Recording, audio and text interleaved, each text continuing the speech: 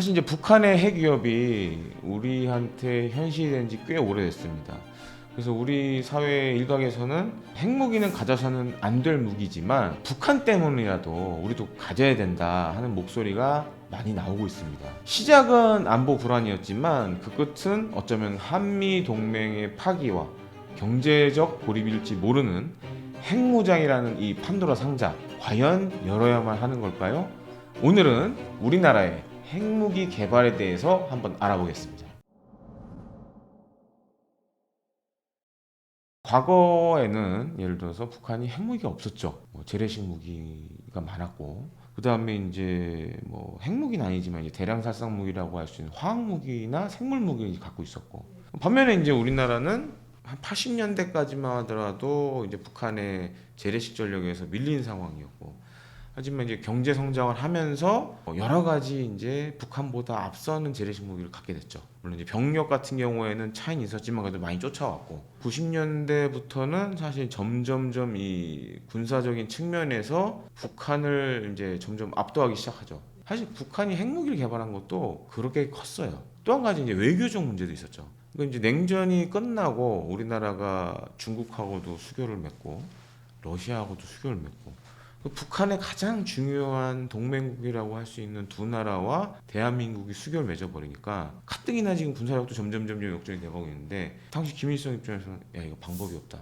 우리가 핵을 가지지 않는 이상 어떻게 할 수가 없다 라고 생각을 했고, 그 다음에 이제 북한의 핵 개발을 냉전 시절에 이렇게 눌러왔던 건 사실 소련이었어요. 소련은 북한이 핵무기 갖는 것 자체를 원하지 않았어요.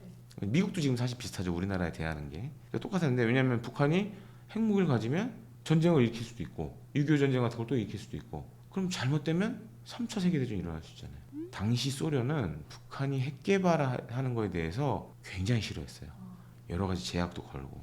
근데 이제 북한이 냉전이 끝나고 이제 소련이 무너지고 하니까 이걸 눌러왔던 사람이 없어진 거죠. 그때부터는 본격적으로 이제 하기 시작했고, 그러다 보니까는 지금은 사실상 뭐 인정은 안 하지만 핵무기 갖고 있는 나라가 됐고, 없는 우리는 이제 불안해지는 거죠. 물론 이제 우리가 이제 미국의 해구산의 보호를 받지만 그건 사실 우리가 갖고 있는 건 아니잖아요. 그러다 보니까 어떻게 보면 이거는 인간의 심리라고 밖에 볼 수밖에 없어요. 그러니까 불안감, 그게 좀 강하게 작용을 하고 있다고 보여집니다. 사실 우리나라도 핵무기 개발을 안 하려고 했던 건 아니에요. 그 박정희 대통령 시절에 핵무기 개발을 위한 준비는 했었습니다. 그러니까 지금 우리나라가 이제 세계적인 원자력 국가잖아요. 그 배경이 뭐였냐면 핵무기 개발과 연관이 있었어요. 그래서 그때 탄도미사일도 개발을 하고, 그러니까 핵무기를 운반할 수 있는 운반체도 개발을 하고, 핵무기를 만들 이제 예를 들어서 이제 뭐 고농축 우라늄이라든가 이런 걸 생산할 수 있는 것들도 준비를 하나 두 개씩 했었죠. 그래서 이제 뭐 약간 음모론적이지만 무궁화 꽃이 피었습니다라는 뭐 소설 있잖아요. 거기 보면 이제 이소 박사 얘기 나오고, 그게 사실 그때 이제 박정희 대통령이 꿈꿨던 계획의 일부가 사실 그 안에 들어가 있었어요. 뭐 중수로 원전도 해외에서 들여오고 뭐 이런 것들이 사실은 이제 핵무기를 만들 수 있는 핵물질의 확보, 그런 측면에서 진행이 됐던 거죠. 물론 이제 북한 김정은이 뭐 핵 선제 타격하겠다, 그리고 뭐 그런 관련된 법이나 제도도 만들었다고 하지만, 지금 이제 우크라이나 전쟁을 잘 보시면 이 핵무기 사용에는 항상 딜레마가 존재한다는 거를 알 수가 있어요. 러시아가 사실 미국만큼 혹은 미국 이상으로 핵무기를 많이 갖고 있는 나라예요. 근데 잘 보시면 지금 3년 동안 계속 싸우고 있는데 못 쓰고 있잖아요. 이거 좀 생각하셔야 돼요. 이제 미국이 인류 역사상 처음으로 핵무기를 사용한 나라예요. 2차 세계대전 당시에 이제 히로시마 나가사키에 원폭을 투하하면서 2차 세계대전이 끝났는데, 그 뒤에 전쟁 보세요. 단 한 번도 핵무기 사용하지 않았습니다. 저도 이제 히로시마 나가사키 다 갔다 왔는데, 그럼 미국이 왜 핵무기 사용을 안 할까? 사용하고 나서 자기들도 놀랐어요. 이 정도의 파괴력이라고 이게? 물론 이제 그 전에 미 본토에서 원자폭탄 만드는 과정에서 실험도 해봤지만 그거는 실험장에서 한 거였고, 실제로 써본 거는 히로시마하고 나가사키였단 말이에요. 거기 가보면 이제 그 원자 폭탄 관련된 뭐 전시관 기념관이 있어요. 가서 제가 가장 충격을 받던 게 뭐냐면 이 원자 폭탄이 이제 떨어졌는데 떨어진 지점은 사람의 흔적이 없어요. 이렇게 이제 지금 쟤들 이제 벽이 있잖아요. 시체가 없는 거예요. 벽에 이게 그림자처럼 흔적만 남아 있어요. 그러니까 엄청난 열로 사실 사람이 거의 증발해 버린 거죠. 사실 도시 하나가 완전히 박살나 버렸어요. 근데 역설적으로 지금 히로시마를 가보시면 관광객이 엄청 많습니다. 관광객이 왜 많냐? 그걸 보러 가는 사람들이 많아요. 그래서 사실은 미국이 2차 세계대전 이후로 물론 이제 원자폭탄이나 수소폭탄 이런 걸 개발 다 했지만 지금도 사실 어마어마한 양을 쌓아놓고 있고 그러니까 미러가 가진 핵무기로 뭐 지구를 한 몇십 번 멸망시킬 수 있다 이런 얘기가 나오는데 그런 것 때문에 사실 못 써요. 그러니까 이거는 정말 이제 북한 입장에서도 김정은이 죽기 직전이 아니면 쓰기 어려운 무기예요. 그리고 만약에 북한이 쓴다, 우리나라를 상대로 썼다, 아니면 동북아시아의 미군 기지라든가 이런 데를 때린다, 미국이 가만히 있을까요? 미국이 세계 최강의 핵전력을 자랑하는 나라 중에 하나인데 북한을 지도상에서 핵무기로 없애버리겠죠. 그러면. 그렇기 때문에 쉽지 않다라고 말씀을 드리고 싶습니다. 가능은 하죠. 이란에 지금 두 군데 핵시설을 B2 폭격기가 가서 때렸잖아요. 불가능한 건 아니에요. 근데 문제는 그렇다고 북한이 핵을 쏘기는 어려울 겁니다. 왜냐면 쏘는 순간 자기네들 멸망이니까. 우리 이제 휴전선 인근에 보면 이제 북한의 장사정포. 그 이제 재래식으로 다시 역으로 북한이 반격할 수 있잖아요. 뭐 이란처럼 탄도미사일 쏠 수도 있고. 그러니까 사실 이제 미국이 못하는 거죠. 핵 무기를 갖고 있는 국가들 잘 보면 미국, 영국, 프랑스, 그다음에 뭐 러시아, 중국, 최근에 인도 파키스탄도 한번 있었죠. 잘 보면 이런 전쟁이 발발했을 때 핵무기를 거의 안 써요. 갖고만 있지 쓰진 않아요. 왜냐면 다 알아요. 이걸 쓰면 만약에 상대방도 핵무기 가지고 있으면 같이 쓰겠죠? 그래서 그런 것 때문에 사실 손쉽게 쓸 수 있는 무기가 아니에요. 그러니까 이거는 정말 어느 한 국가가 멸망 직전이다. 그러면 쓸 수 있는 거지 쓸 수 없는 무기 중에 하나예요. 우크라이나 전쟁도 지금 그렇게 따져보면 이게 핵무기를 갖고 있어도 첨단 재래식 전력과 많은 양의 무기를 갖고 있어야 된다 라고밖에 볼 수 없는 거죠. 핵무기를 갖고 있어도 그런 딜레마가 있죠. 이게 방어용도 아니고 최후의 수단이라고 봐야죠. 만약에 우리나라가 이렇게 핵 개발을 한다, 그럼 주변국들이 가만히 안 있겠죠. 일단은 뭐 중국, 러시아, 일본 이런 나라들이 이제 가만히 있을 거고, 미국도 가만히 있을 거고. 지난 정부 때 뭐 그런 얘기가 뭐 핵 개발 얘기 나오니까 이제 미국이 핵탄두를 장착한 잠수함 발사 탄도미사일을 내장한 전략 원잠을 이제 전격적으로 그때 이제 부산에 한번 가져와서 이제 사우스 코리아 걱정하지 마. 형 이런 거 있어. 이거 급하면 이거 쏘면 돼. 날려버리면 돼. 그런 걸 계속 이제 보여줬죠. 미국의 해구산 공약에 대해서 계속적으로 지금 보여주는 형국이고 믿어라 제발 좀 이런 얘기를 하고 있는 상황이죠. 미국이 갖고 있는 핵무기로 동맹국을 보호한다라는 게 가장 크거든요. 그리고 또 한 가지로는 이제 미국이 갖고 있는 핵무기는 미국 대통령의 승인 없이는 사용할 수가 없어요. 그럼 만약에 북한이 우리나라를 핵무기로 공격을 했다. 반격을 해야 되잖아요. 핵무기로. 미국 대통령 잘 보시면 해외 순방 갈 때 보면 옆에 군복을 입은 사람이 이렇게 검은색 가방을 들고 다녀요. 그게 보통 이제 핵가방이라고 그러는데 그 안에 보면 뭐가 있냐면 거기 뭐 핵 미사일 쏘는 버튼이 있고 그런 게 아니에요. 그게 뭐냐면 핵무기 발사를 승인하는 장치가 있어요. 발사 버튼이 있는 게 아니라 미 대통령이라고 확인할 수 있는 일종의 코드가 담겨 있고 이거를 빨리 전파하는 그런 장비입니다. 절차가 있어요. 그래서 이제 뭐 미 대통령 같은 경우에는 양복 안에 그걸 가지고 다닌다는 얘기도 있어요. 이제 코드가 담겨 있는 일종의 그걸 까서 거기서 이제 나오는 거. 그러니까 그게 이제 미 대통령이 발사 승인을 한다라는 코드예요. 그거를 이제 빨리 알려주는 거죠. 그 핵가방을 열면 거기 이제 통신 장비가 있고 미 대통령이 핵무기 발사를 승인했다. 그러니까 빨리 발사해라. 이제 그거를 도와주는 장비예요. 러시아도 똑같은 장비가 있어요. 체계시라는 뭐 장비가 있고 전략 핵무기를 운용하는 국가들은 대부분 그걸 갖고 있고 북한도 비슷한 게 있을 거라고 생각이 돼요. 그렇게 이제 미 대통령이 발사 승인하면 15분 내에 대륙간 탄도미사일을 발사하고 30분 내에 잠수함 발사 탄도미사일 발사해요. 왜냐? 만약에 미국하고 러시아가 핵전쟁을 한다. 그럼 러시아에서 발사된 ICBM이 날아오는 시간이 30분이에요. 그러니까 북한이 미국의 대륙간 탄도미사일 쏴도 마찬가지예요. 30분이에요. 미국 같은 경우에는 이 우주 상공에 이 탄도미사일 발사를 감시하는 위성들이 있어요. 그다음에 탄도탄 조기 경보 레이더도 있고. 그래서 일단 쏘면 바로 감지가 됩니다. 적국이 핵미사일 쐈다. 이걸 대통령한테 바로 알려줘요.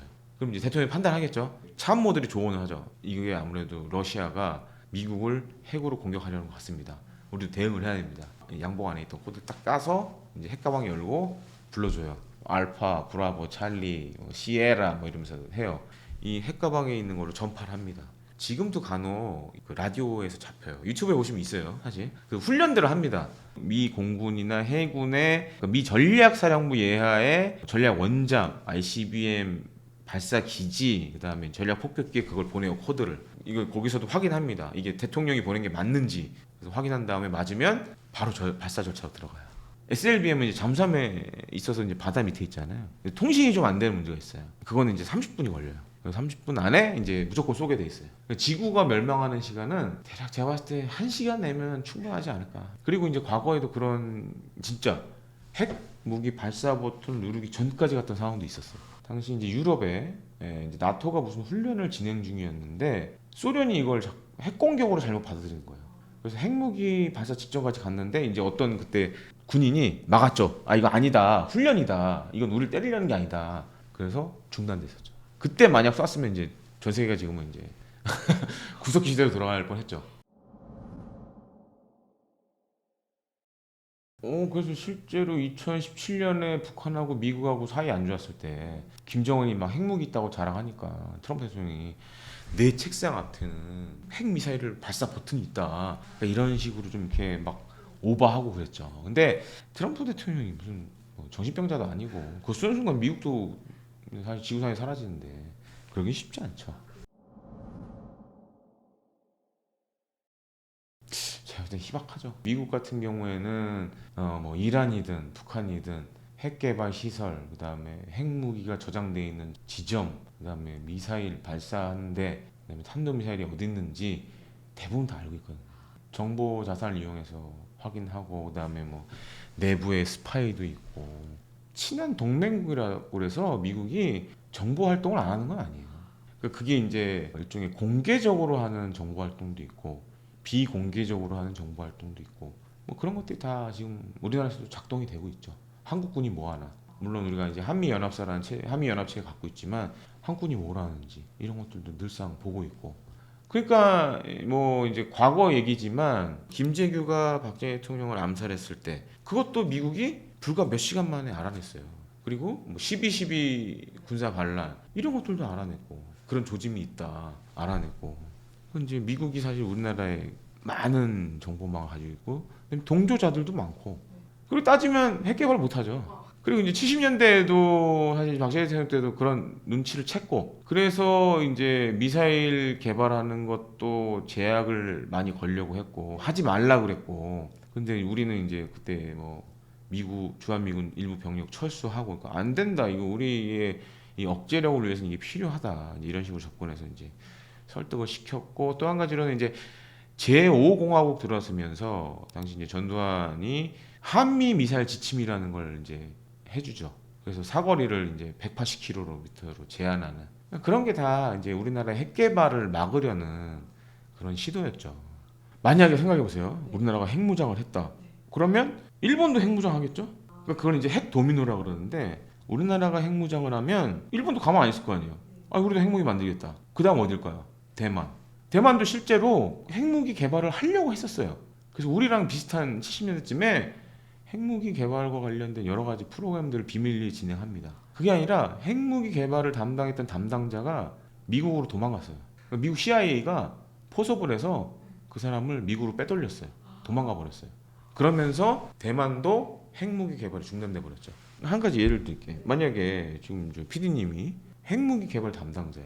저 사람이 중요한 역할을 하고 있다는 걸 알아. 미국도 접근을 하겠죠. 당신 그런 거 하는 거 다 알고 있다. 근데 그거 하면 당신 삶이 상당히 피곤해질 수 있다. 근데 만약에 안 하고 미국으로 오면 당신 평생 먹고 살 거 해줄게. 가족들 다 와라. 그리고 우리가 조용히 빼줄게 너를 한국에서. 그럼 어떻게 하시겠어요? 할 사람 많죠. 그런 거예요. 그 핵무기 개발은 두 가지가 있어요. 그 원료와 이거를 만들 수 있는 시설을 만들어야 되는 거. 그다음에 인력이 있어야 되죠. 개발할 수 있는 뭐 박사라든가. 그러니까 이제 이번에 이스라엘이 한 걸 보면 개발 시설 부셨죠. 인력 죽였죠. 그럼 못 해요. 근데 이제 아주 손쉬운 방법이 그거죠. 이제 물리적 수단을 동원하지 않는 손쉬운 방법. 포섭을 하면 되죠. 당신 그러다가 어떻게 잘못될 수도 있어. 근데 우리 미국에 오면 당신 원하는 공부 우리가 시켜주고 당신 가족들 잘 살게 해주겠다. 가야지 그럼. 가야지. 그것도 안 된다. 그럼 죽이는 거죠 이제. 사고로 위장해서 뭔가 할 수도 있고.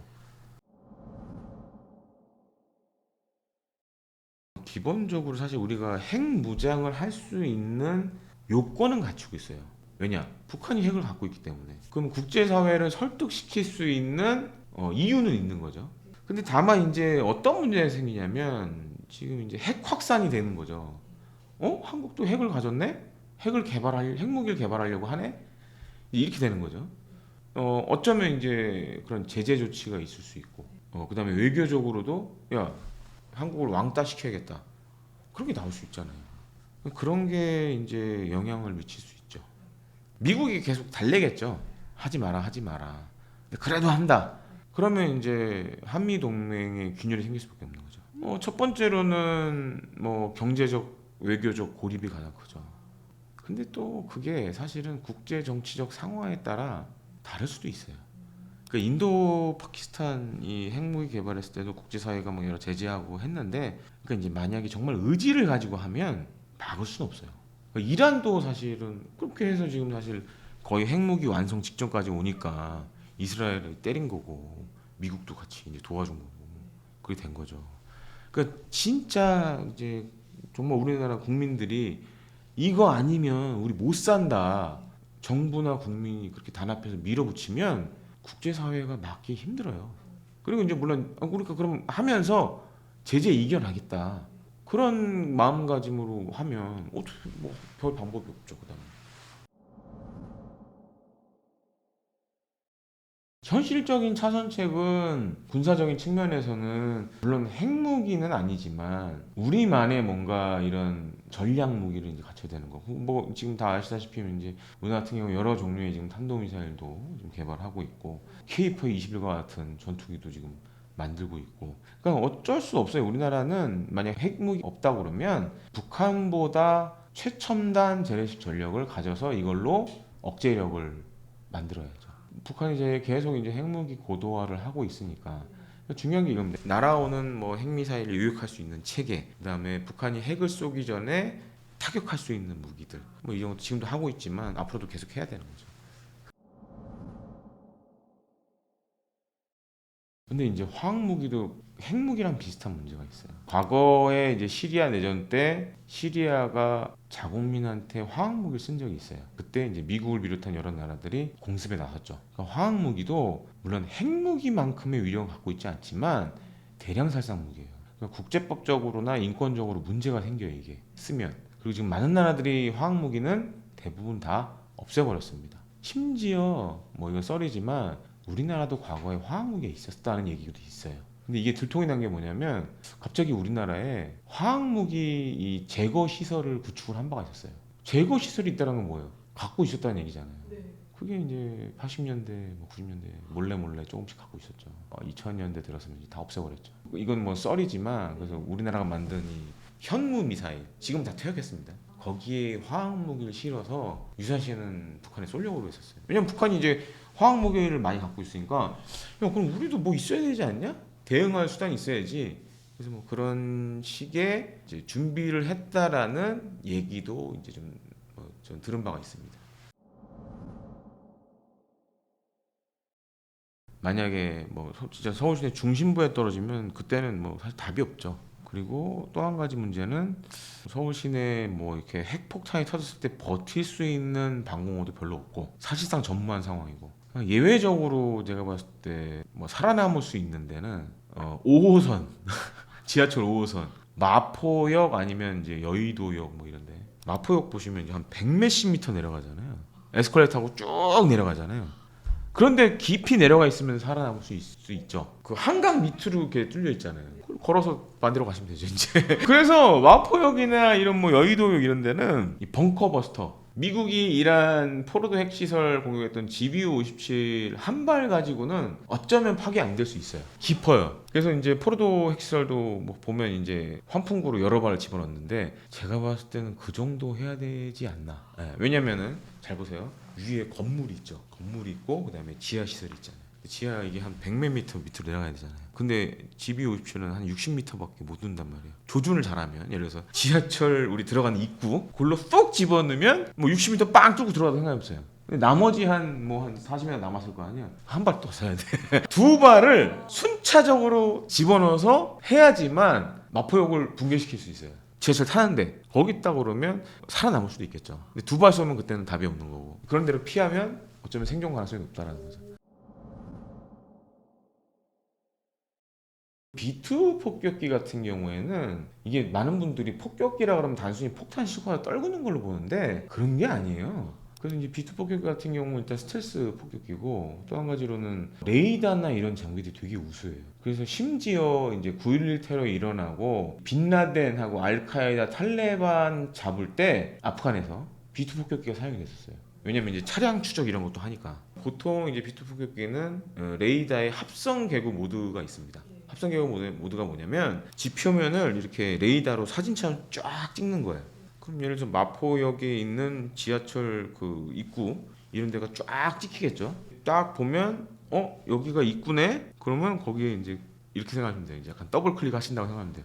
딱딱 찍고 그러면 그게 폭탄이 입력이 되죠. 쫙 입력이 돼서 글로 이제 폭탄을 떨구면 되니까. 그 폭탄 자체도 이제 유도 폭탄, 뭐 GPS나 뭐 이런 걸로 유도되는 폭탄이 되니까 정확하게 팍 꽂히죠. 빵빵빵 들고 들어가는. 그래서 B2 폭격기 같은 경우에는 전에 미 본토에서 실험도 했는데 이게 일종의 가상의 비행장을 만들어 놓고 B2 폭격기 이제 레이더 딱 찍는 거예요. 80곳을 딱 찍어버려요. 비행장 내에 80개의 시설을 딱딱딱딱딱딱 찍은 다음에 이걸 이제 80발의 이제 GPS 유도 폭탄 한 500파운드 되는 걸 한 번에 떨군 적이 있었어요. 그래서 이 80발이 이게 폭탄이 우르르 떨어진 게 아니라 80개의 목표물에 개별적으로 떨어지는 거예요. 그래서 비행장 하나를 완전히 이제 못 쓰게 만드는 그런 것도 한 적이 있었죠.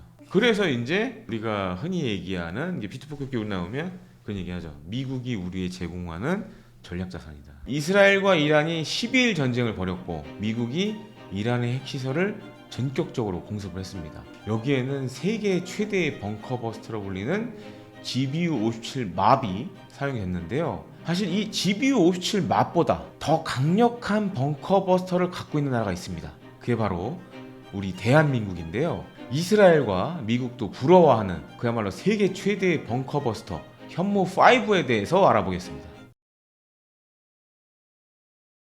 바로 이제 괴물 벙커버스터로 불리는 현무5인데요. 우리나라가 이제 미사일을 개발한 지도 70년대 말부터 국산 미사일이 등장했으니까 78년에 최초의 지대지 미사일이 백곰을 시험 발사했고 그럼 올해로 계산해 보면 한 47년의 세월이 흘렀죠. 그리고 이제 북한이 핵 개발에 본격화하면서 이제 거기에 대응할 수 있는 여러 가지 미사일을 만들었습니다.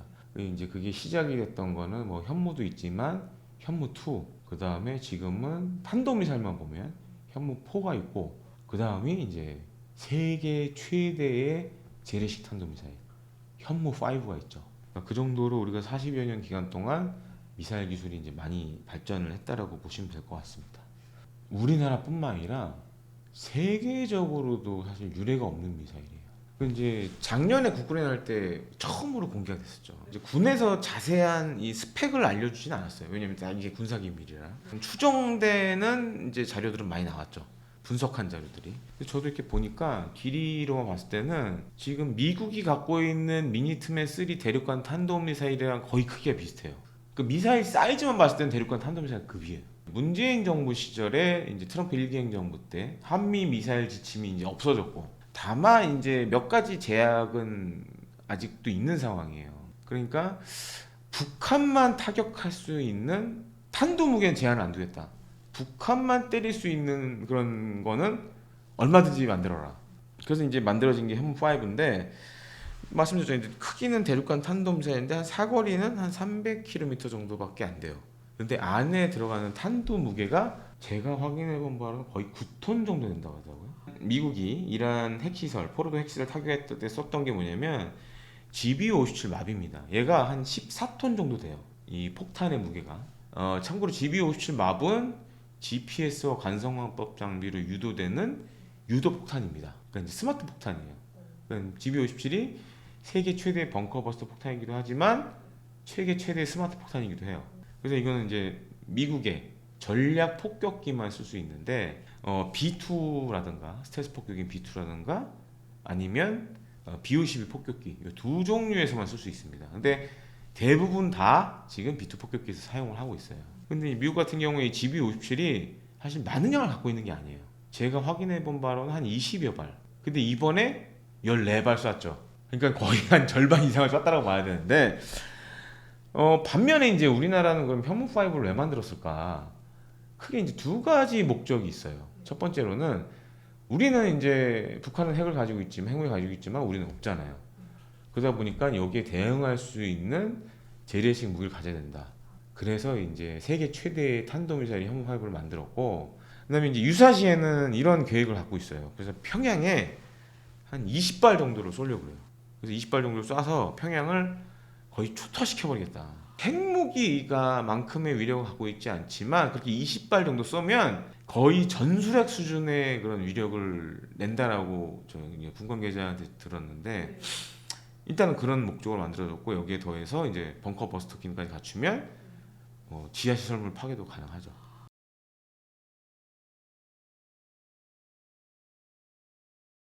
여러 가지 설이 있습니다. 왜냐하면 현무5는 우리 군이 갖고 있는 무기 가운데서도 상당히 이제 비밀스러운 무기고 사실 이거에 대해서 뭐 자세하게 얘기를 하면 제가 잡혀가죠.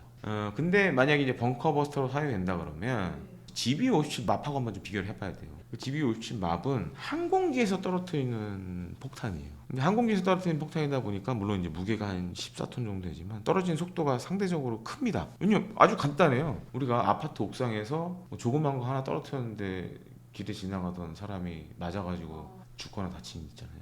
14톤이 떨어진다고 생각해보세요. 어마어마한 거죠. 근데 우리 현무5는 탄두 무게만 9톤 정도 된다고.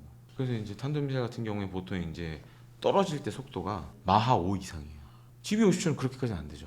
왜냐면은 추진체가 없으니까 그냥 떨어지는 물건이 떨어지는 거니까. 생각해보세요. 엄청난 속도로 이 지상에 박히는 거죠. 그래서 이제 GBU-57 맙 같은 경우에는 토양으로 된 지표면 기준으로 했을 때는 60m 정도 뚫고 간다라고 지금 알려져 있는데 현무5는 아까 말씀드렸잖아요. 마하 5 이상을 뚫린다고. 그럼 100m도 가능하죠. 100m 이상도 뚫고 들어가죠. 마포역을 한 방에 작살낼 수 있는 거죠, 그냥. GBU-57 한 두 발 쏴야 되는데 마포역을 한 방에 뚫고 들어가서 안에 터진다고 생각해보세요.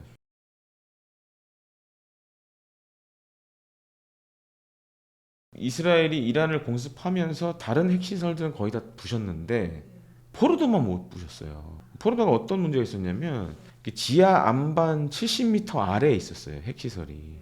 물질 저장고와 이 농축 우라늄을 할 수 있는 원심 분리기 시설이 이 지하 안반 70m 아래 그리고 거기 지하 안반에 또 이제 뭐 구조물을 만들 거 아니에요. 사실상 100m 아래 있는 거예요.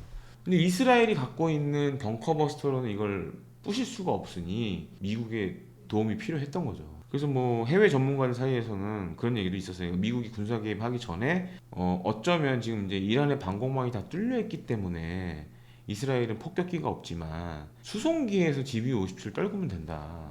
왜냐면 GBU-57이 유도폭탄이기 때문에 이 10-30 수송기 같은 데서 뒤에서 이렇게 밀어가지고 낙하산으로 딱 이렇게 고정을 시킨 다음에 일정 지점에 낙하산이 딱 떨어지면서 그대로 떨어지면 되거든요. 그리고 그러면 이제 자기가 알아서 유도해서 목표물 떨어지니까. 그래서 그런 것도 방법이 될 수 있다라고 했는데 시간이 걸리죠. 그것도 뭔가 테스트를 해봐야 되니까. 그러니까 이제 미국이 도움을 요청한 거고. 그래서 이제 포르도 시설을 때려버렸는데 아마 이제 이스라엘도 이번 교훈을 좀 반영해서 뭐 GBU-57 같은 거라든지 아니면 우리 현무5 같은 걸 만들 것 같아요.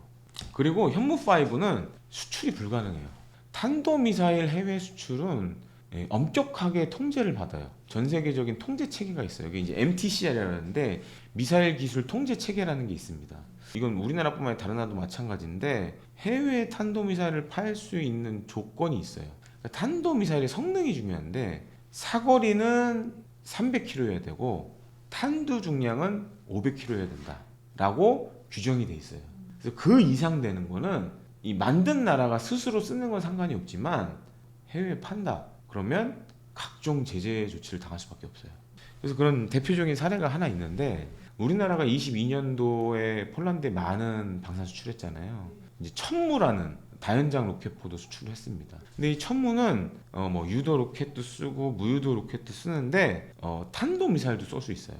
그래서 이제 지금은 아니지만 이제 향후에 우리 군도 천무에 전술 지대지 미사일 2를 지금 장착을 하려고 그래요. 근데 우리보다 이걸 먼저 사간 나라가 있습니다. 이게 폴란드예요. 폴란드가 천무를 도입하면서 우리 이런 탄도미사일이 필요하다. CTM-290이라는 탄도미사일을 우리나라가 우리나라 건국 이래 처음으로 탄도미사일 수출을 해요. 폴란드에. 그래서 그 이름이 중요합니다. CTM-290인데 290이 뭐냐? 사거리예요. 사거리가 290km로 돼 있어요. 왜냐면 300km면 이 MTCR에 걸릴 수 있으니까 한 10km 줄인 거죠. 10km를. 반면에 이제 탄두 중량은 500kg 혹은 500kg 이하 이렇게 이제 해서 폴란드에 수출했죠. 그래서 이제 수출하기 전에 시험 발사도 해보고 이제 그거의 원형은 이제 우리 육군에 쓰고 있는 전술지대지 미사일 우레라는 건데 이것도 사실 벙커버스터 기능 갖고 있어요. 한 사거리가 150km 되는데 우레 같은 경우에는 북한의 장사정포 진지를 파괴하는 게 핵심이에요. 그래서 이제 아마 영상으로도 많이 공개가 됐는데 그 영상에서 이제 주목해 볼 게 뭐냐면 어떤 이제 특정 이 표적을 설정해 놓고 거기에 정말 홀이 나듯이 쏙 들어가서 빵 하고 터졌어요. 근데 그 이제 우레 탄두 미사일 안에 뭐가 실려 있냐면 탄두에 열 압력탄이 내장이 돼 있어요. 그래서 이게 단순히 뚫고 들어가서 뻥 터지는 게 아니라 이렇게 우리 공기 중에 잘 이렇게 아주 미세한 폭발 분말을 확 뿌려요. 들어가서 확 뿌려요. 그다음에 이게 점화를 하는 방식은 안에 있는 사람은 열과 압력에 의해서 죽을 수밖에 없는 거죠. 그리고 그 안에 이제 여러 시설들도 다 이제 불이 나거나 파괴되는 그런 기능을 갖고 있어요. 사실 이 현무 5도 이 한 8톤, 9톤 되는 탄체가 이제 지금 버전이 뭐 2개란 얘기도 있는데 한 9톤 정도를 열 압력탄으로 채워서 있는 모델도 있다고 그래요. 생각해보세요. 한 9톤의 열 압력탄이 평양에 떨어진다. 어마어마하겠죠. 그러니까 땅에 박히지 않고 표면에서 터지면 웬만한 건물을 다 작살납니다. 그렇게 되면 북한은 좀 핵무기라는 전략도 못 취한. 그렇죠. 이제 재래식 무기를 공격한 거니까 핵을 쏘기 애매하죠. 그리고 이제 GBU-57도 마찬가지예요. GBU-57 이제 벙커버스터 같은 경우에도 14톤 가운데 실제 들어있는 폭약의 양은 2.3톤밖에 안 돼요. 거의 한 10분의 1 수준밖에 안 되는 거죠. 그 안에 그럼 뭐가 내장이 돼 있냐? 똑같아요. 그러니까 미국은 얘기는 안 하는데 안에 들어간 성분을 보면 열압력탄이에요. 그래서 이번에 포르도 핵시설도 뭐 지금 이제 2개의 공기 흡입구로 각각 6발씩 들어갔는데 비행기들이 진입하면서 약간 시간을 두고 쏘고 쏘고 쏘고 이거를 6번 한 거예요. 2개의 구멍에다가 그러니까 2발씩 쏙쏙쏙쏙쏙. 그래서 이제 사실상 안에 있는 거는 박살이 났죠. 그래서 이제 좀 더 디테일하게 말씀드리면 그 비밀 환기구가 2군데 있었어요. 근데 여기가 이게 콘크리트 강화 구조물로 덮여져 있었습니다. 그러니까 우리 환기구 생각하시면 돼요, 그냥. 그러니까 위는 뚫려 있지 않겠죠. 옆으로 이렇게 돼 있는데 B2 폭격기가 이제 6대가 동원이 됐는데 첫 번째 항공기가 진입하면서 GB-50 2발 떨군 거예요. 이 환기구를 덮고 있는 콘크리트 구조물을 부셨고 그 다음에 각각 5발씩 들어간 거죠 안으로. 그래서 이제 안에 퍽 날려고. 근데 우리 현무 5도 명중률에 있어서는 거의 그런 수준이에요. 200m 이런 밑에 있는 평양에 한 순차적으로 2발 혹은 3발만 쏘면 박살낼 수 있다는 거죠. 이론적으로는. 그래서 이제 사실 북한이 막 현무 5 나왔을 때 막 이상한 얘기 많이 했죠. 자기는 핵무기 가지고 있는데 저런 걸 들고 나왔냐 막 이런 식으로 막 비하하기도 했는데 사실 거기에는 공포도 숨겨져 있는 거죠.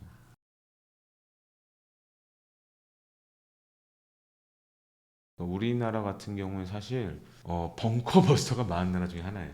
그래서 지금 어떻게 보면 이제 미국 다음으로 많다라고 보시면 되는데 일단 우리가 이제 미국에서 수입해온 벙커버스터도 있고 GBU 57 맛보다 좀 위력은 떨어지지만 그래도 좀 센 게 뭐냐면 GBU 28이라고 있습니다. GBU 28 같은 경우에는 미국이 만들었어요. 근데 이걸 해외에 판 나라는 딱 두 나라밖에 없어요. 이스라엘하고 우리나라. 얘도 거의 뭐 지표면 기준으로 하면 뭐 2, 30m까지 들어가니까 그래서 터지니까. 그리고 그다음에 이제 미국이 또 많이 해외에 파는 벙커버스터가 뭐가 있냐면 GBU 24, BLU 109라는 벙커버스터를 장착한 유도 폭탄이 있어요. 레이저 유도 폭탄. 그다음에 이제 그런 걸 똑같이 단 제이담이라는 것도 있고 그게 있는데 우리나라는 이걸 다 가지고 있어요. GBU 28, GBU 24 다 가지고 있고 현무 5 있죠. 현무 4도 그런 벙커버스터 기능을 갖고 있어요. 우리가 알고 있는 전술지대 미사일 우레도 이제 벙커버스터 기능. 그러니까 전투기에서 투하하는 벙커버스터도 다 갖고 있고 탄도미사일 형식의 벙커버스터도 한 3종류 이상 갖고 있어요 우리가. 그러니까 지금 보면 어쩌면 미국보다도 벙커버스터가 많은 거죠. 북한 같은 경우에는 사실은 이제 6.25 전쟁 끝나고 나서부터 대부분의 중요 시설을 지하화했고 평양 같은 경우에는 뭐 일설에 의하면 뭐 지하 200m에 김정은이 숨어 있을 수 있는 시설이 있다라는 얘기가 있어요. 그러다 보니까 자연스럽게 벙커버스터를 많이 만들 수밖에 없는 거죠.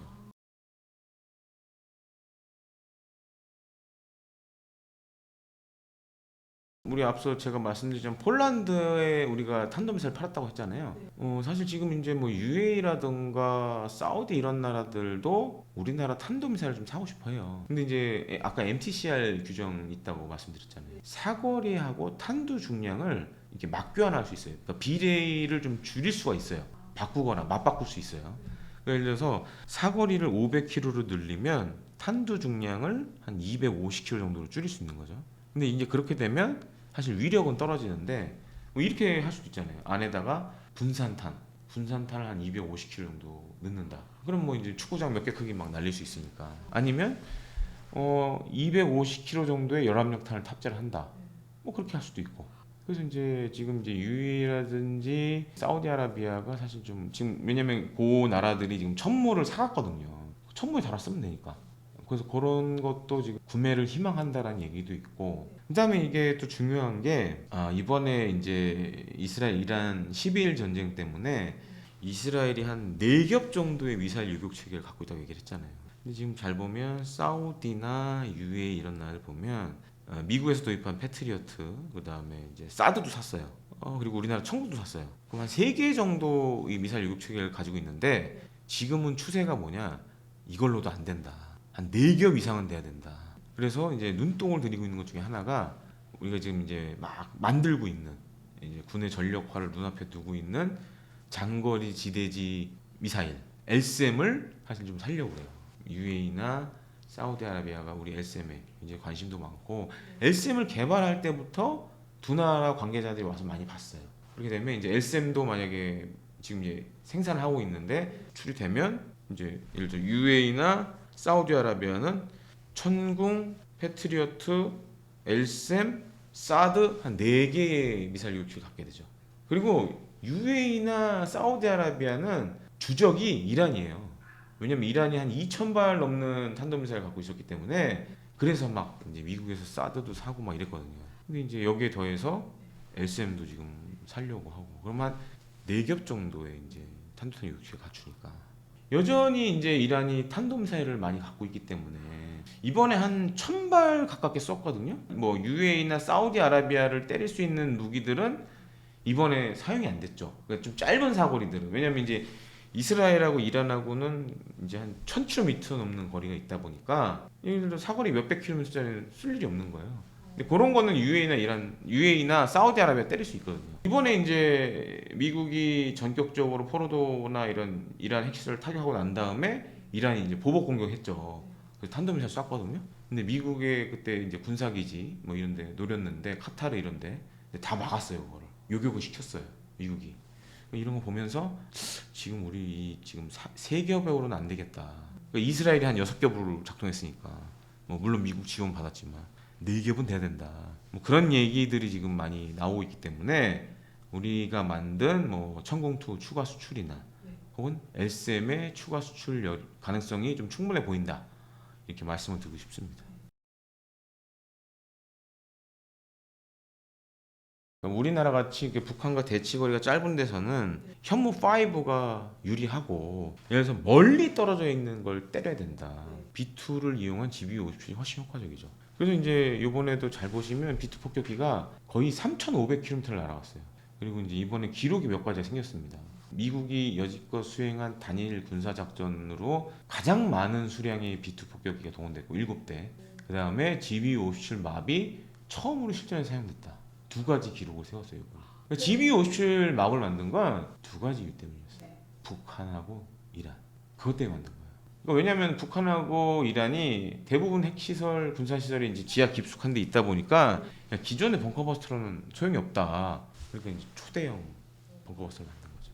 그리고 우리도 똑같은 생각으로 현무5라는 어마무시한 세계 최대의 탄도미사일을 만든 거죠. 제가 뭐 현무5 말씀드렸듯이 이제 K방사는 단순히 무기를 파는 것을 넘어서 대한민국의 기술력 그 자체를 증명하는 브랜드가 되어가고 있습니다. 사실 뭐 이스라엘도 사실 현무5 같은 경우에는 지금 부러워할 수밖에 없는 무기가 된 것 같아요. 그리고 이제 앞으로 우리 K방산 같은 경우에는 AI와 무인화 그리고 우주와 사이버 시대를 대비를 하고 있습니다. 향후 이런 것들도 해외 수출 가능성이 높아질 거라고 보여지는데요. 이 때문에 사실 지금은 과감한 투자와 도전이 필요한 시기라고 말씀을 드리고 싶습니다. 그렇습니다. 이제 사실 지난 6월 13일 현지 시각으로 이스라엘이 이란을 전격적으로 공습했죠. 사람들이 이제 많이 우려했던 것 중에 하나가 이스라엘이 과연 이란을 이렇게 공습을 잘 할 수 있을까? 왜냐하면 이란 같은 경우에는 중동에서도 이제 세계적으로 손꼽는 군사 강국 중에 하나였어요. 근데 참 이제 이란이 그런 명성에 안 어울리게 48시간 만에 이란의 방공망이 무너졌습니다. 그러면서 이란의 하늘이 뻥 뚫렸고 이스라엘이 이란의 뭐 핵시설이라든가 그 다음에 핵 개발에 동원된 과학자들 여기에 더해서 이란군의 주요 지휘관들을 핀셋 공습을 한 거예요. 그러니까 이란 입장에서는 정말 괴로운 상황이 됐죠. 특히 이제 결정타가 뭐냐면 이란의 하늘이 뻥 뚫렸다는 거예요. 그러다 보니까 이스라엘이 하고 싶은 대로 다 할 수 있는 환경이 돼버렸죠. 그래서 여기에 이제 대응해서 이란이 한 2천여 발의 각종 탄도미사일하고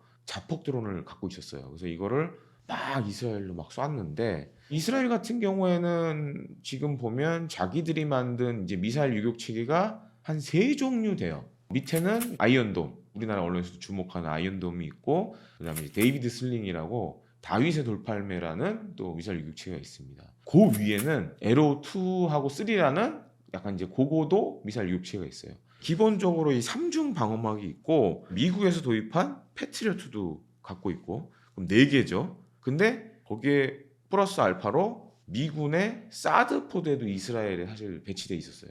그 다음에 이제 홍해 쪽에 미해군의 이지스 구축함도 있었고 그렇게 계산해 보면 한 6겹의 이 미사일 유격체가 작동을 한 거예요. 그래서 막 이란이 막 수백 발을 쐈는데 그 중에 다 떨어진 게 아니라 한 절반 정도 이상은 이제 커트를 당했고 다 유격을 당했고 한 3분의 1 정도가 떨어졌다고 생각하시면 돼요. 근데 이스라엘이 이제 강점을 갖고 있는 게 뭐냐면 우리나라 사실 이제 그런 게 많이 없는데 이스라엘의 건축법상이나 제도상으로 집집마다 방공호를 다 갖고 있다고 하더라고요. 방공호가 예를 들어서 이제 미사일이나 폭탄이 떨어졌을 때 사람들이 안전하게 대피할 수 있는 장소 그런 것들이 이제 집집마다 갖춰져 있고 예를 들어 아파트라든가 이런 데 다 있고 지금 우리가 이제 촬영하는 이런 건물에도 방공호가 다 있는 거예요. 그걸 안 하면 건물을 못 짓는 거예요, 그냥. 근데 더 중요한 거는 이스라엘 사람들은 민방위 훈련을 철저하게 합니다. 그래서 공습 경보를 받으면 30초 내에 다 방공으로 들어가요. 그리고 요즘은 이제 스마트폰 다 가지고 있잖아요. 우리도 이제 보시면 스마트폰에 재해라던가 이런 거 실시간으로 알려주잖아요. 똑같아요. 공습 경보를 다 스마트폰 알림 그 서비스를 통해서 알려줘요. 그러니까 사람들이 긴급하게 다 대피를 하는 거죠. 그리고 이란이 이번에 이제 탄도미사일 쏘면서 잘못한 게 뭐냐면 민간인 시설을 자꾸 타격했어요. 근데 제가 앞서 말씀드렸잖아요.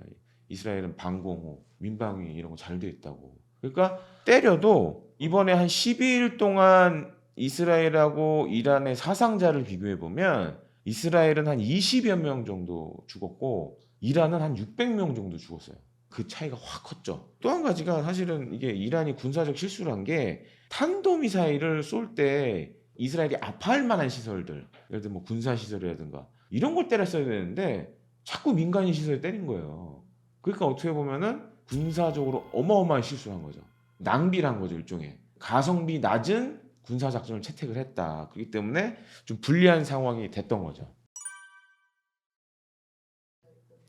맞습니다. 그 사실은 이제 2003년 이라크전 때도 그랬는데 사실 이제 이란의 하늘이 뻥 뚫려 있으니까 이스라엘은 하고 싶은 걸 다 하는 거예요. 그 중에 하나가 첫 번째로는 이제 핵시설 타격, 그다음에 핵개발 인력 제거, 두 번째가 이것도 눈에 가시죠. 이란군의 주요 지휘관들, 그다음에 이란은 좀 독특해요. 이슬람 혁명 수비대라는 군대가 또 있어요. 여기도 제거를 했고 그렇게 이제 일종의 중요 지휘관이나 중요 정치 인물을 제거하면 어떤 일이 생기느냐? 아마 이제 회사 다니시는 분들이라면 이해를 하실 것 같아요. 그러니까 만약에 우리가 회사에 보면 뭐 과장, 부장, 과장, 차장, 부장, 뭐 임원, 그러니까 이런 거예요. 사장하고 임원만 계속 죽이는 거예요. 그럼 회사가 어떻게 되겠어요? 제대로 안 굴러가죠. 뭔가 이제 결제를 받아야 되는데 결제를 못 받는 상황이 온 거예요. 그리고 이런 사람들이 계속 도망을 다니는 거야. 왜냐하면 어딘가 한 군데 있으면 이스라엘이 지금 이란 내 이제 모사드에 협조하는 사람들도 많고 그렇게 되다 보면 어떤 일이 생기냐면 이란 군이나 이런 게 제대로 돌아갈 수가 없어요. 계속 도망 다니다 보면 연락도 안 돼. 그리고 심지어 이스라엘이 무슨 짓까지 했냐면 그런 이란의 정보기관에 있는 사람들, 군 지휘관들한테 전화를 해요. 이란어로 모사드가 전화해서 당신 몇 시간 내에 도망가라. 그리고 우리에 협조해라. 안 그러면 당신 가족 죽을 수 있다. 그런 걸 하는 거예요. 이란 입장에서 얼마나 무서워 이게. 그러니까 뭐 이제 만약에 여기 이제 시청자나 구독자분들 가운데 갑자기 어느 날 누군가 전화를 해가지고 내가 당신 일거수일투족 다 보고 있는데 예를 들어서 당신 가족 내가 이거 뭐 가정입니다. 납치하겠다 혹은 죽이겠다. 이거 얼마나 무서워요. 근데 그런 거를 이스라엘의 모사드가 이란에서 하고 있어요. 그러니까 이란 입장에서는 이게 정말 잘못했다가 핵 개발이 문제가 아니라 정권이 흔들리지. 그런 점들이 사실 이번에 큰 효과를 발휘했습니다. 이번에 저도 깜짝 놀랐는데 물론 이런 전화를 이용한 심리전 또 한 가지로는 그러니까 이란이 지금 잘 보시면 신정 국가예요. 이슬람 종교 기반의 정치를 하고 있어요. 근데 이게 지금 80년대부터 지금까지 거의 40년 넘는 세월을 그렇게 하고 있어요. 그러다 보니까 불만들이 많죠. 이란 국민들이. 그리고 이제 각종 제재 이런 거 통해서 물가도 오르고 심지어 이제 이란에 잘 보면 테헤란 같은 데 보면 새 차들이 별로 없어요. 그러니까 이란도 이제 자기네가 자동차를 만들지만 이런 핵 개발에 의한 각종 제재 때문에 외국에서 물건을 들여오는 게 굉장히 어려워요. 그러다 보니까 중고차가 많고 물론 이제 이란 산유국이니까 기름은 많은데 외국과의 교류가 많이 단절이 되는 거죠. 물론 이제 우리나라 사람들 뭐 전쟁 이전만 해도 이란 가는데 크게 문제는 없었지만 다른 나라들 같은 경우에는 사실 못 가게 막은 게 더 많아요. 왜냐하면 이란이 그런 이제 미국, 영국 이런 데하고 이제 갈등이 많고 하다 보니까 실제로 이란에 여행 삼아 갔던 사람들 이런 사람들이 그냥 죄 없이 잡힌 경우도 굉장히 많아요. 지금도 보면 잡혀 있는 경우가 더러 있습니다. 그러다 보니까 이제 자연스럽게 외국 사람들이 안 가게 되죠. 그런 문제도 있다 보니까 이란 내 특히 이제 젊은 사람들 중심으로 지금 이란 정부에 대한 불만이 많죠. 그런 게 한 40년 동안 이제 유지되다 보니까 그러니까 이제 이스라엘의 그런 첩보 작전에 적극적으로 가담을 하는 거예요. 우리가 이제 첩보 작전 보다 보면 사람을 포섭하는 기술이 몇 가지가 있습니다. 첫 번째로는 돈, 두 번째로는 선거 관련된 거. 근데 가장 중요한 건 뭐냐? 우리 사람마다 그런 게 있죠. 약간 저항 의식이 있잖아요. 그런 걸 끌어내는 거예요. 근데 그 수단이 돈이 될 수도 있는 거고. 그래서 그런 거를 사실 이용해서 이스라엘의 모사드가 이란에 많은 저항 세력을 구축을 해놨어요. 근데 이 저항 세력들이 이란을 뒤집을 만큼의 힘은 없어요, 아직은. 근데 은밀하게 암약하면서 이스라엘을 도와주고 있는 거죠. 그래서 이제 그 이스라엘이 한번 보여준 적이 있어요. 이 네타냐후 총리가 공개적으로 이렇게 인터뷰를 하는데 뒤에 책장이 있었는데 거기에 이란에서 가져온 핵 개발 문서가 책장 하나 가득 있었어요. 각종 문서가. 이란의 핵 개발을 그야말로 손금 보듯이 다 보고 있었던 거죠. 이스라엘이. 사실 이스라엘 모사드는 세계적인 첩보 기관 중에 하나예요. 첩보 정보 기관 중에 하나고 대단한 능력을 갖고 있어요. 그런 것들이 지금 사실 이제 이란 입장에서는 뼈 아픈 거죠. 그러니까 꼭 이스라엘 방식의 전쟁이 좋다라고 얘기하기는 어려워요. 근데 이스라엘은 왜 그럼 이런 걸 하느냐?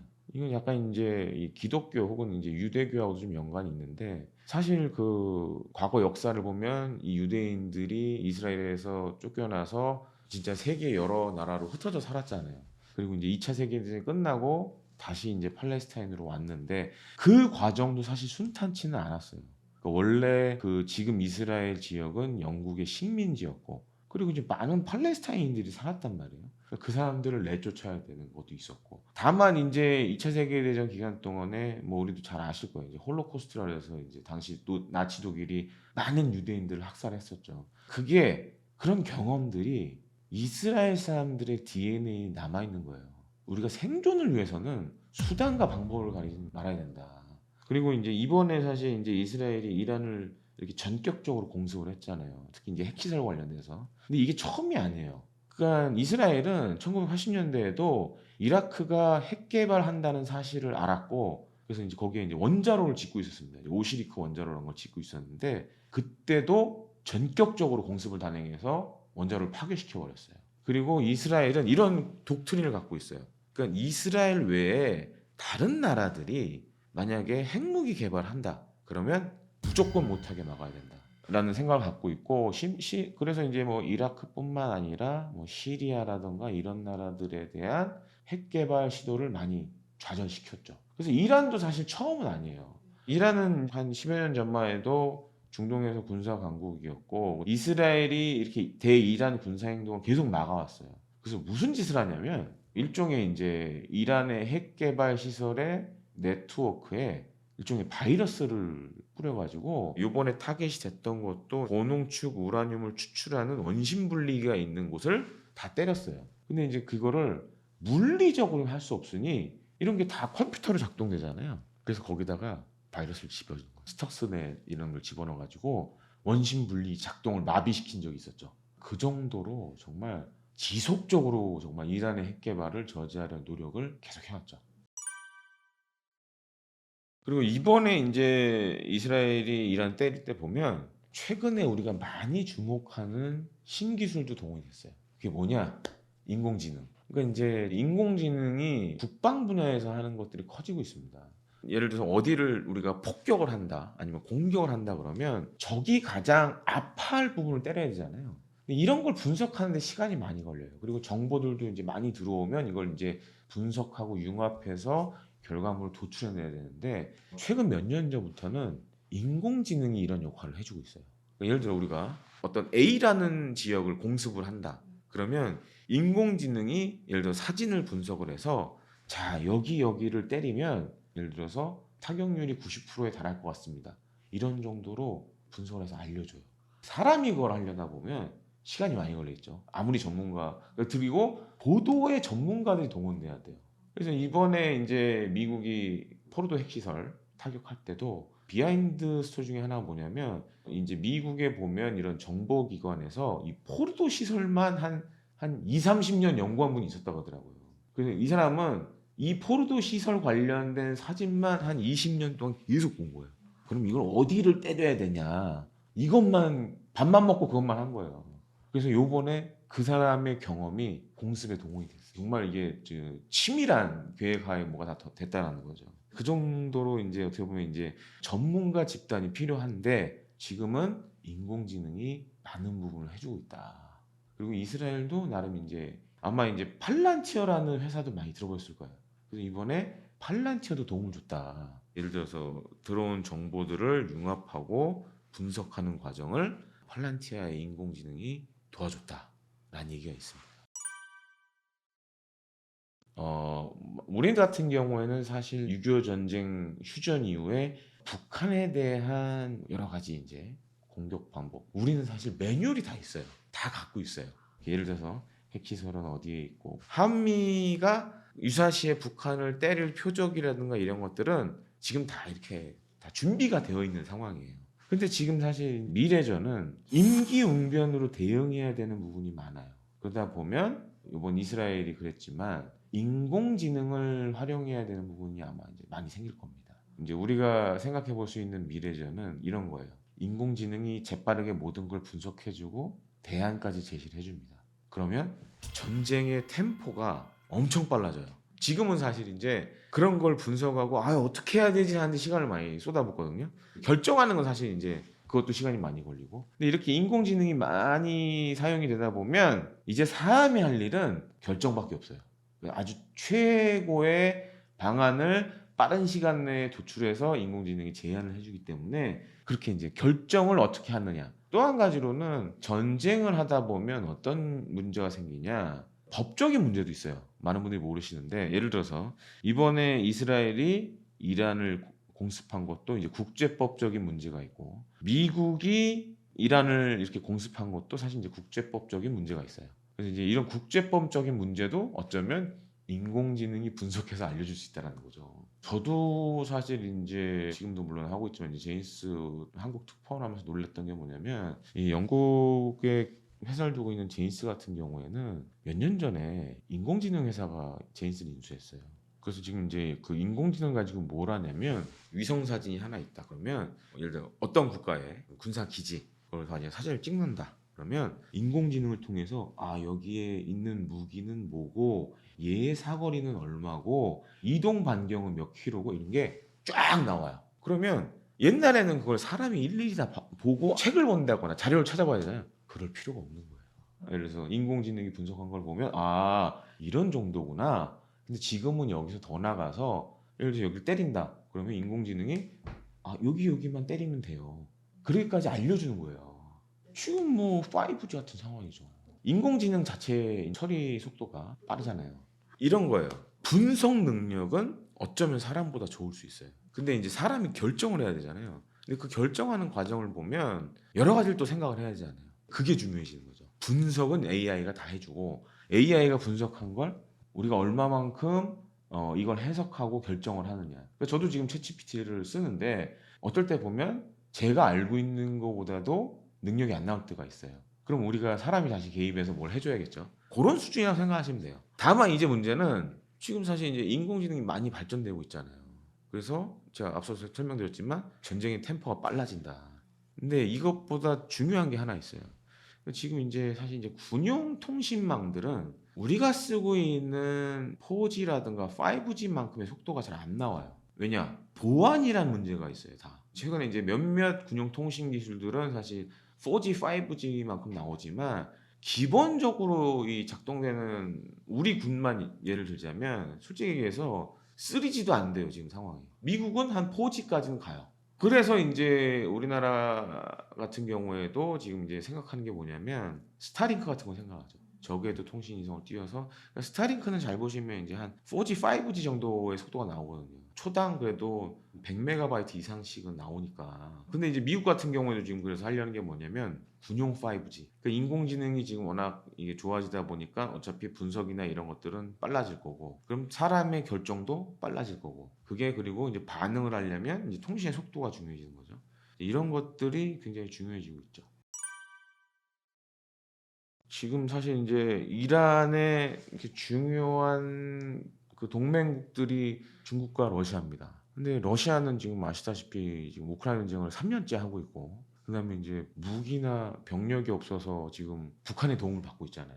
그러다 보니까 이란을 도와줄 입장이 안 되죠. 그래서 이제 이란 외무부 장관이 모스크바로 날아갔는데 푸틴만 만나고 빈손으로 왔어요. 반면에 이제 중국 같은 경우에는 러시아는 사실 이란하고 가깝습니다. 카스피에 바로 인접하고 있는 나라다 보니까. 그래서 실질적으로 이란에 도움을 줄 수 있는 건 러시아였어요. 근데 지금 보면 러시아가 우크라이나 전쟁 때문에 아무런 도움을 못 줘요. 반면에 이제 이란은 러시아의 우크라이나 전쟁을 많이 도와줬죠. 그 예를 들어 자폭 드론이라든가 이런 것들도 러시아에 막 팔고 제공을 하고 이랬거든요. 근데 지금 러시아가 무기가 없어서 도와줄 수가 없어요. 자기 코가 석자야. 이란이 중국의 원유라든가 천연가스를 제일 많이 팔았어요. 왜냐면은 각종 제재 때문에 다른 나라들이 살 수가 없어요. 많이 팔았는데 중국도 이제 미국 눈치 볼 수밖에 없죠. 이란 도와줬다간 또 이제 이란 도와준다고? 이제 이렇게 되는 거예요. 그럼 그래? 한번 해볼 테면 해봐. 그럼 이제 또 다시 관세 얘기 나오고 뭐 이제 뭐 트럼프 대통령이 뭐 이런저런 얘기 하겠죠. 그러니까 도와줄 수 없는 거예요. 그러니까 이란은 어떻게 보면 코너에 몰렸다 지금. 그러니까 사실 이제 휴전에 이란이 합의를 한 배경도 그런 거예요. 생각해 보세요. 수도에 하늘이 빵 뚫렸고 그 다음에 계속 모사드에서 전화 오고 야, 또 니네 너 어딘 줄 아는데 니네 가족 어떻게 될지 몰라 이제 그런 다음에 전화 딱 끊어버리고 그 다음에 이제 군 지휘관들 도망다니라 바쁘고 그러니까 이제 작전이 안 되고 그러다 보니까 이제 점점 이제 아 이거 안 되겠는데 물론 이제 이란의 그 종교적 지도자는 막 이상한 소리 하지만 실제 지금 잘 보시면 이란 정부를 움직이는 사람들은 뭐 외교부라든지 이런 사람들은 굉장히 톤 다운된 얘기를 하고 있어요. 그게 이제 약간 역할이 지금 분담된 거죠. 이란의 실제 정부를 돌리는 사람들은 야 이거 잘못하면 우리 큰일 나겠다. 근데 그렇다고 해서 이란 국민들한테 아 우리 망했어요라고 얘기를 못 하잖아요. 그럼 이제 체제 동요가 올 거 아니에요. 종교 지도자는 그런 걸 어떻게 보면 이제 아니다 우리가 이겼다 이제 이런 식으로 얘기하는 거고.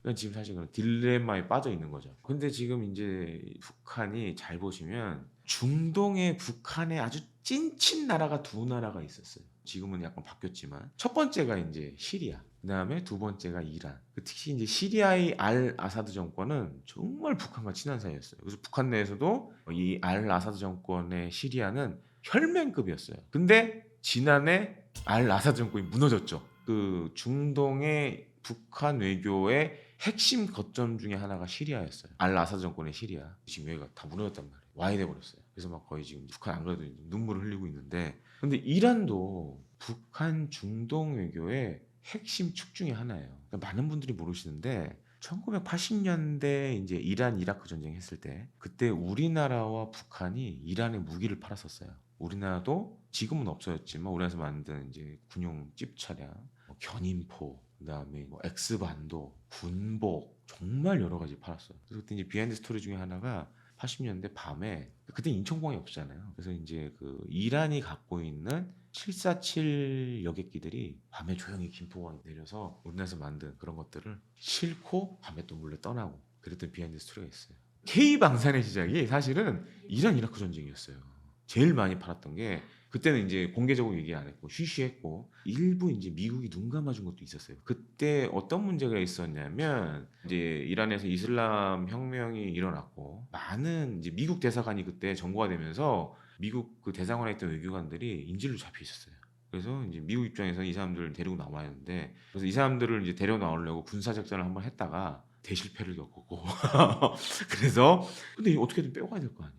당시에 이제 레이건 행정부가 미국도 사실 이제 우회 경로를 통해서 당시 이란이 이라크랑 전쟁 중이니까 근데 이란이 그 전만 하더라도 중동에서 이스라엘 다음 가는 미국의 동맹국이었어요. 그래서 엄청난 미국제, 영국제 무기들을 운용했었는데 이제 이슬람 혁명이라 해서 엉망진창이 됐는데 몰래 제3국을 통해서 부품이나 이런 걸 제공을 했어요. 그리고 우리나라가 이렇게 하는 것도 눈 감아줬죠. 그래서 우리나라도 그때 K 방산에 대규모 방산 수출됐던 건 이란이었어요. 그때 북한은 뭘 하느냐? 북한도 비슷했어요. 왜냐하면 이제 당시 이란이 이슬람 원리주의, 시아파 원리주의 하니까 미국을 비롯해서 뭐 여러 나라들, 심지어 소련도 도와주질 않았어요. 그러다 보니까 팔 수 있는 나라를 찾다 보니 북한도 그때 이제 대량의 무기를 막 이란에 팔았고 더 중요한 건 당시에 우리나라는 뭐 찝차, 방탄 헬멧, 보이 정도 팔았지만 북한은 스커드 미사일을 팔았어요. 이란에. 그래서 스커드 미사일을 어디서 하나를 들여와서 복제를 해서 이란에 팔았어요. 왜냐하면 당시 이란 이라크 전쟁 때 이라크가 스커드 미사일을 쏴서 이란을 괴롭혔거든요. 테헤란도 막 때리고 말했거든요. 또 스커드 미사일을 좀 사거리 늘린 거 만들어서. 이제 이란도 바그다드나 이라크를 때려야 될 거 아니에요. 그때 도움을 준 게 짝퉁을 팔아서 떼돈을 벌었죠. 그리고 나서 이제 이란의 이런 탄도미사일 개발에 북한이 많이 도움을 줬고 어차피 도움을 주면 다 돈으로 받는 거 아니에요. 그게 다 수령님의 비자금이 됐죠. 그 지금 이게 박살이 났으니까 이 시리아도 눈물을 찔끔 흘렸는데 이제 양쪽에서 눈물을 흘리고 있는 거죠. 야, 얘 중동에서 우리 망한 것 같다 이제. 반면에 지금 이제 우리나라하고 시리아는 알 아사드 정권이 북한하고 친해서 외교 관계 맺는 게 거의 불가능했어요. 지금 시리아 정부는 한국의 도움이 절실해요. 재건을 해야 되니까. 지난 한 몇 년, 몇십 년 동안 지금 내전하느라고 다 박살이 났기 때문에 지금 재건도 있죠. 그다음에 이제 시리아가 또 이제 산유국 중에 하나입니다. 그런 개발을 해야 되려면 우리나라의 도움이 필요하잖아요. 관계가 역전이 된 거죠. 지금 시리아 정부는 북한은 필요 없고 그리고 철천지 왼수 알 아사드 정권의 찐친이었으니까 너희 필요 없다. 대신에 한국이 필요하다. 그래서 지금 외교 관계 뭐 수립을 위한 그런 준비를 하고 있고 중동에서 어떻게 보면 북한의 영향력이 계속 줄어드는 거죠.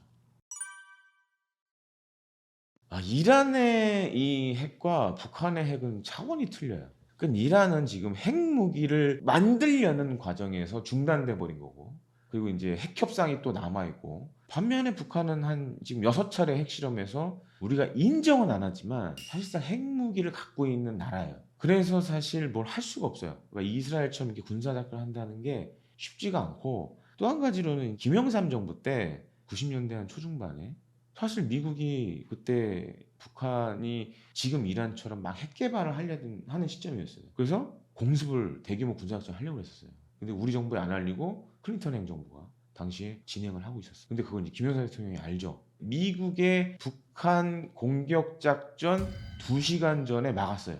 그때 터졌으면 진짜 큰일 날 뻔했죠. 그때도 이렇게 못한 이유가 뭐냐면, 일단 우리 정부의 입장 하면 우리 대한민국 작살난다. 그리고 당시에도 북한이 핵무기 말고 지금도 마찬가지입니다. 대량의 화학무기를 갖고 있어요. 그러니까 세계에서 가장 많이 화학무기를 갖고 있는 나라 중에 하나예요. 왜냐면 이제 뭐 러시아라든가 미국 같은 경우에 대부분의 나라들이 지금 화학무기 거의 다 없앴고, 근데 북한만 계속 화학무기를 보유하고 있어요. 그 화학무기 대표적인 예가 김정남 암살이에요. 북한이 김정남을 암살했을 때 화학무기 사용했거든요. 심지어 그런 얘기도 있어요. 탈북하신 분들 가운데 북한은 화학무기를 생체 실험을 한다. 예를 들어서 이제 그런 아오지 탄광에 끌려간 사람들, 이런 사람들 대상으로 생체 실험을 한다는 얘기도 있어요.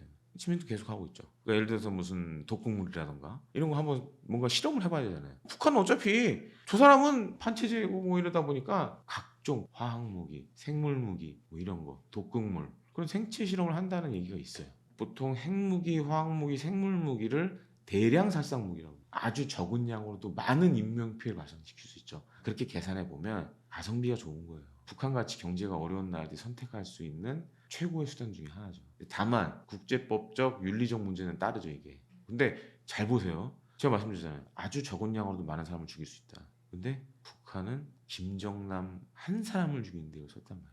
화학무기에 있어서 세계적인 수준을 자랑하는 거예요. 그 주변에 있는 사람 아무도 피해를 안 입었잖아요. 그 문제도 있었죠. 그리고 이제 서울 수도권 노래는 장사정포도 엄청 많고, 만약에 미국이 그때 때렸으면 서울하고 수도권은 이제 박살 나는 거죠. 이제. 지금도 사실 이제 서울 수도권에 한 1,000만 명 이상 살잖아요. 그때도 상황은 비슷했죠. 1,000만 명 이상 살았으니까. 우리나라 입장에서는 안 된다, 큰일 난다 이렇게 하면. 지금은 어떻게 보면 북한이 사실상 핵 보유국이고, 그리고 만약에 미국이 군사작전을 할 경우에는 90년대랑 사실 상황이 달라진 게 없는 거죠 지금. 오히려 더 잘못하면 핵 쏠 수도 있고, 그리고 김정은이 그렇게 얘기를 하고 있고 선제 타격할 수도 있다 이런 얘기 하고 있으니까. 그래서 좀 이란하고 북한은 다르다 상황이, 이렇게 말씀을 드리고 싶습니다. 지금 북한하고는 결국은 이제 협상을 통해서 해결하는 방법밖에 없어요. 근데 지금 이제 김정은의 딜레마가 뭐냐면, 일단 첫 번째, 지금 러시아 관계 좋잖아요. 굳이 미국을 만날 필요가 없을 것 같은데.